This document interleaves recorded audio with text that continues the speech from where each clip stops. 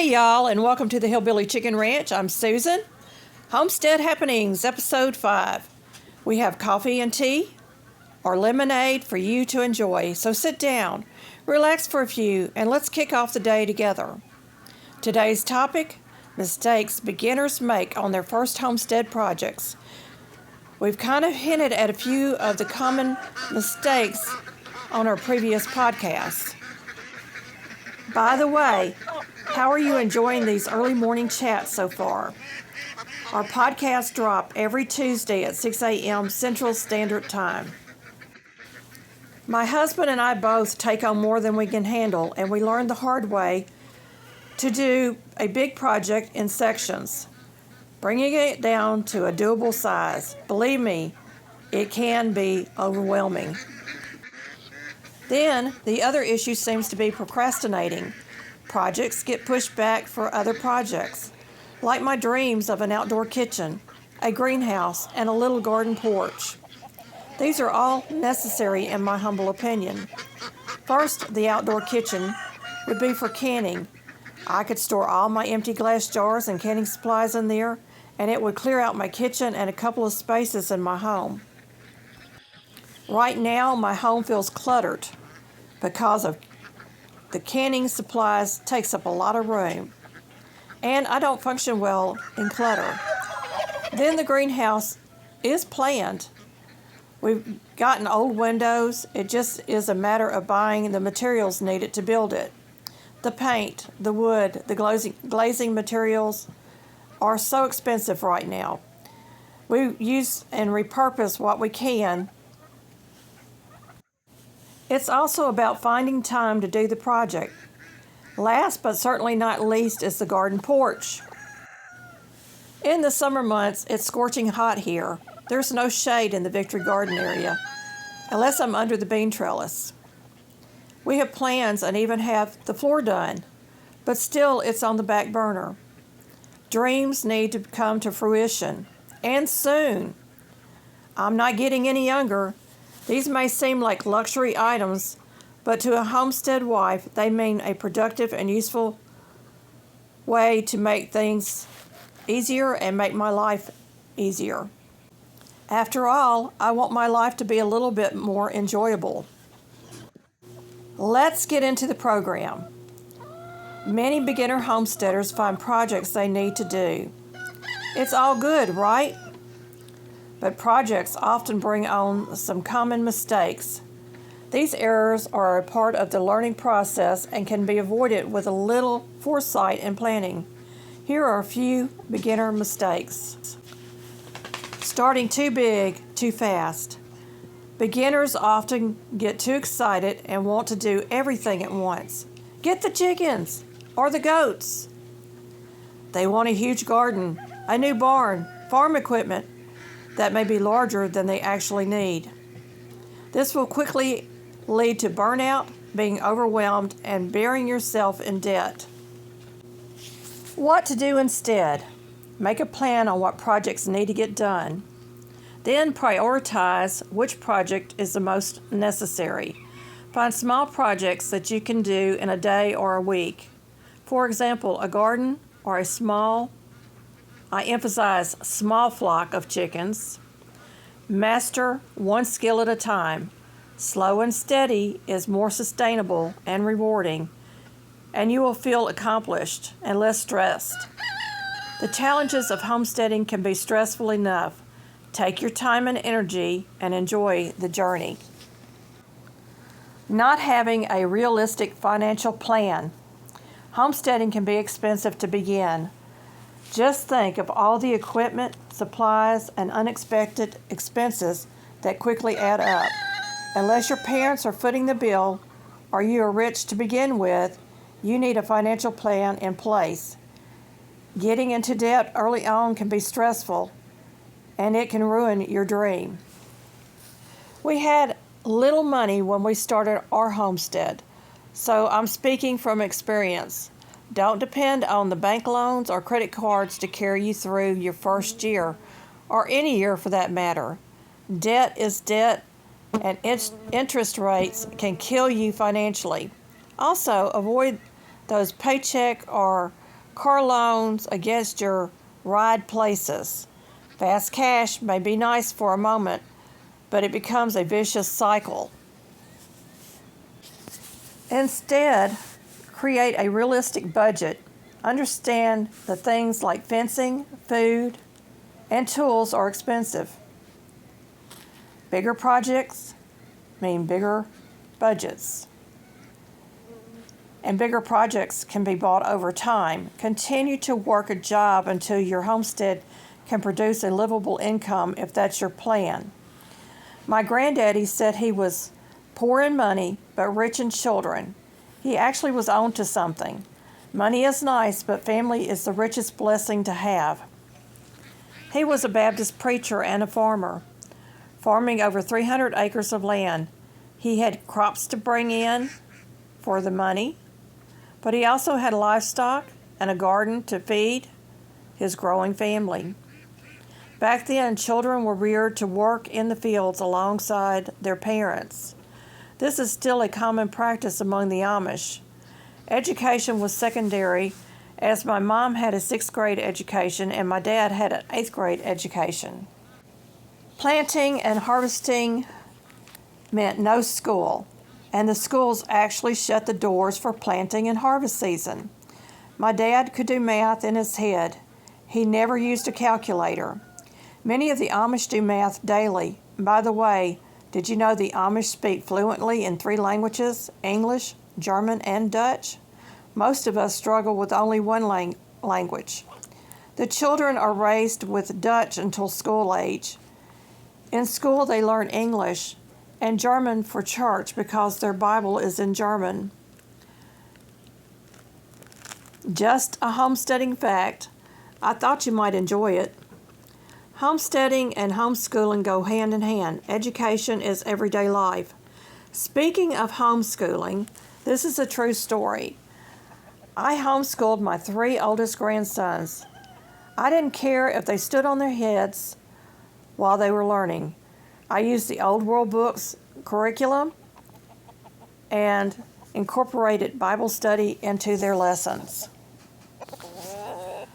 They get hands-on, real-life experiences and lessons as well as fun art projects. It's nothing like the rigid standards in today's public schools. English is pretty much taught by the 6th grade along with basic math. The junior and high school, I'm telling my age, just reinforces elementary education. We used the Charlotte Mason's method in almost every subject. If you're a homeschooler, look her up. It's a fantastic method. Homeschooling gives every child a chance to learn at their own pace, and it actually excels them academically. And they get plenty of socialization by other means, such as church and sport activities. Okay, back to the topic. Understanding time and effort. Homesteading is action. It is a demanding lifestyle. It requires constant work like daily chores and unexpected repairs. Television has romanticized homesteading on shows like Little House on the Prairie or Old West movies. But the truth is, it can be a dirty business and exhausting work. Instead, be honest with yourself about your available time. Start with projects that can fit into your current schedule. Be ready to spend the time needed to complete the project. Know your limitations. Energy can be zapped quickly if you do projects in the heat of the day. Plan when, where, and how long it should take to complete the project. Involve your family if possible. Many hands can make a project go faster, but don't forget to enjoy the time together and those pesky setbacks.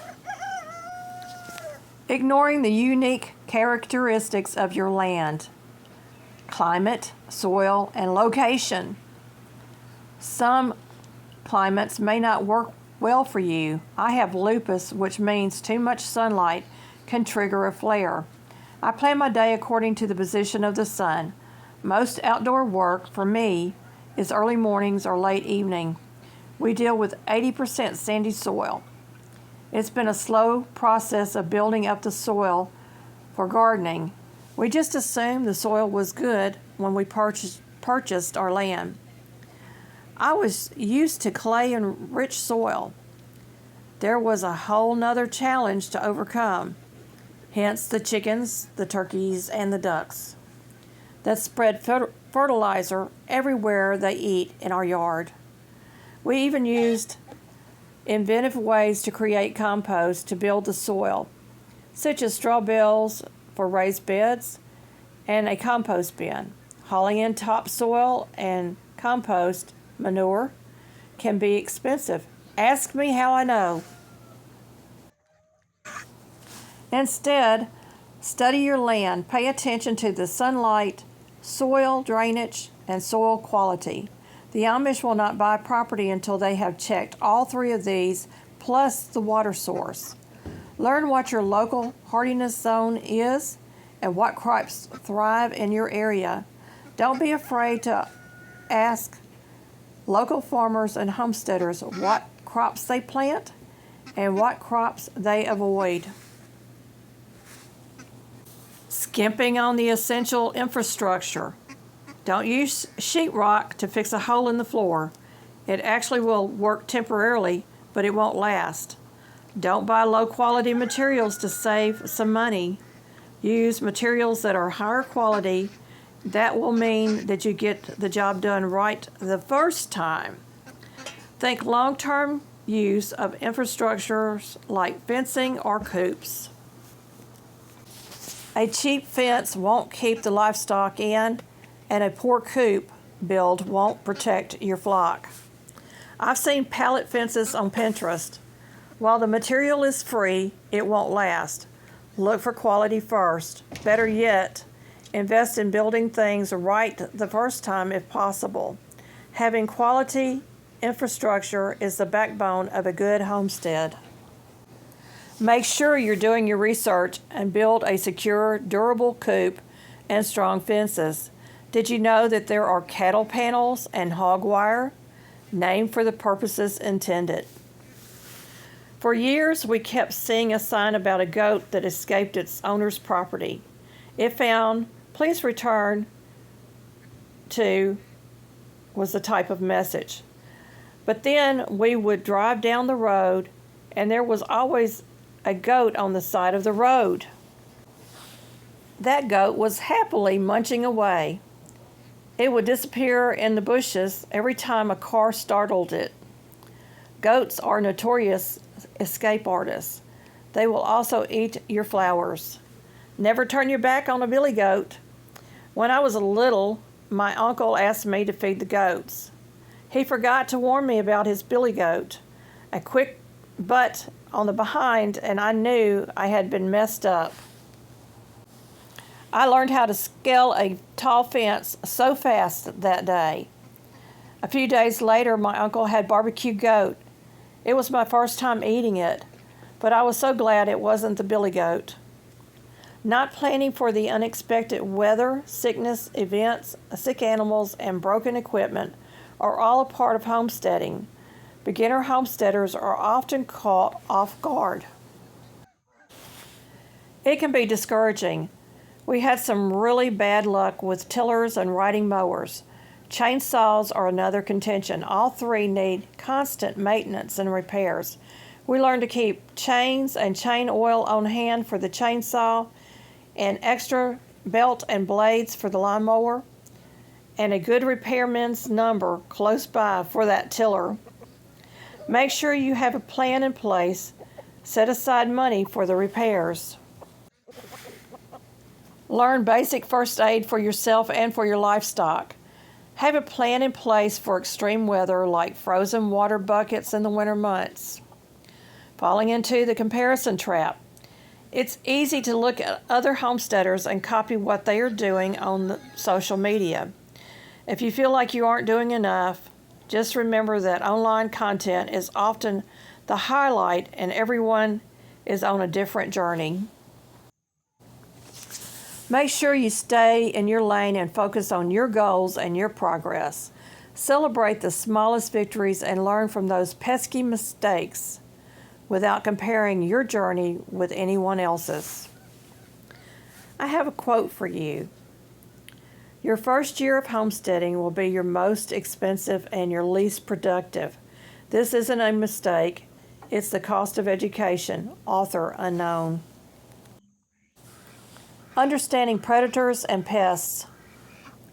A successful gardener or flock can be destroyed overnight by wildlife or insects if you're not prepared. Research predators and pests in your area. Use deterrents from day one, like sturdy fences, a secure crop, and natural pest control methods. Some of our threats are deer eating our garden, or coyotes and fox getting to our flocks at night. Occasionally, a chicken gets missed at bedtime. It's not fun finding a dead, beheaded chicken the next morning. More than likely attacked by a coon or a possum. Snakes and rodents or other issues. Know your predators. We also have birds of prey in our area. Eagles, hawks, and owls will attack small animals and flocks during the day or night. It's a tough reality. Can you see me running outside to scare off a hawk who is eyeing my chickens and ducks?